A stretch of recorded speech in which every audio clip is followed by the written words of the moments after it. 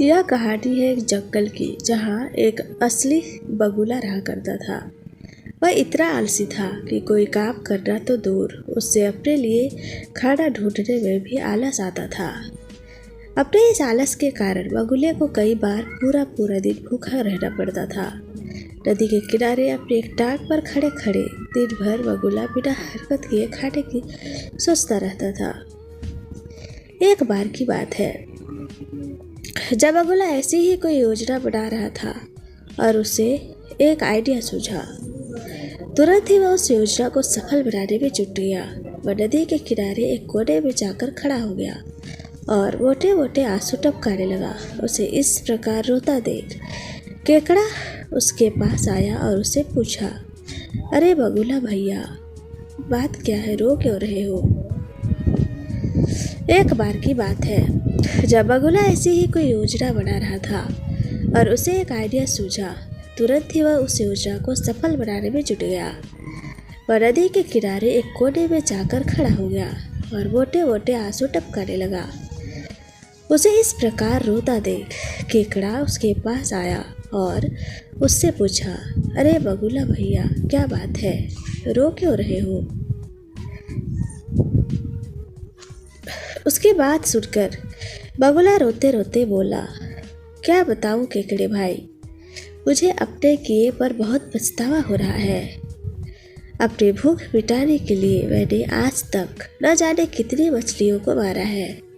मैं कितना स्वार्थी था, लेकिन आज मुझे इस बात का एहसास हो गया है और मैंने यह वचन दिया है कि अब मैं एक भी मछली का शिकार नहीं करूँगा। बगुले की बात सुनकर केकड़े ने कहा, अरे ऐसा करने से तो तुम भूखे मर जाओगे, इस कारण सब मर जाएंगे।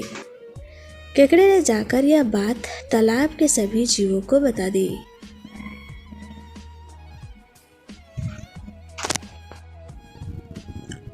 अच्छा, तालाब में रहने वाले कछुए ने चौंक कर पूछा, तो फिर इसका क्या हल है?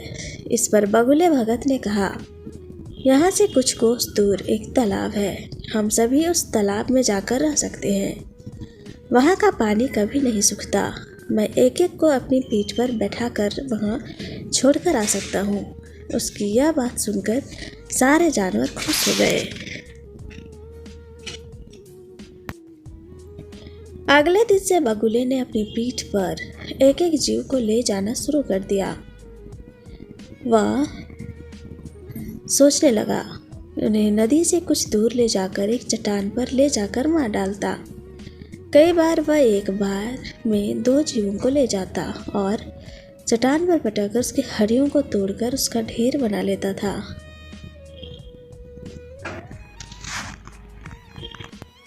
ऐसा कई दिनों तक चलता रहा। एक दिन केकड़े ने बगुले से कहा, बगुला भैया, तुम हर रोज किसी न किसी को ले जाते हो, मेरा नंबर कब आएगा? तो बगुले ने कहा, ठीक है, आज तुम्हें ले चलता हूँ। यह कहकर उसने केकड़े को अपनी पीठ पर बिठाया और उड़ चला।